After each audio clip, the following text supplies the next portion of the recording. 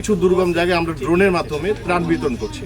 আপনারা জানেন যে হবিগঞ্জ জেলাও অন্যান্য জেলার মতো বন্যায় আক্রান্ত হয়েছে।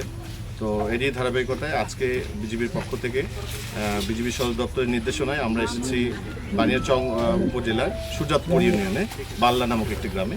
তো এই গ্রামে আপনারা দেখেছেন যে গ্রামের চারিদিকে পানি এবং এখানে মনে হয় 50-60টি বাসা আছে। এই গ্রামের মানুষজন কিন্তু গৃহবন্দী। তো আমরা আমাদের সহযোগিতা নিয়ে এসেছি। আমরা যেহেতু তাদের নৌকা ছাড়া কোথাও যাওয়ার উপায় নেই এই মুহূর্তে, আমরা নৌকা নিয়ে তাদের দোরগোড়ায় এসেছি। আমাদের পক্ষ থেকে বা আমাদের বিভিন্ন ধরনের ডক্টর এসেছেন, আমাদের বিজিবির ডক্টর আছেন, একটা মহিলা ডক্টর স্পেশালিস্ট আছেন এবং 3জন ডক্টর আমাদের সাথে আছেন। তারা বিভিন্ন রোগীদের ঘরে ঘরে যে তাদের সমস্যা যেটা আছে সেই সমস্যাগুলো সমাধানে ওষুধ দিচ্ছেন, প্রেসক্রিপশন দিচ্ছেন। একই সাথে এই বন্যা দুর্গত জেলায় পানির সমস্যা আছে, এখানে আমরা পানি বিশুদ্ধকরণ ট্যাবলেট বিতরণ করছি। একই সাথে আপনারা জানেন যে এইরকম একটা জলবদ্ধ এলাকায় গবাদি পশু পাখি যেগুলো আছে, গরু ছাগল ইত্যাদি, এরাও তো অনেক ধরনের রোগ ব্যাধিতে আক্রান্ত হয়।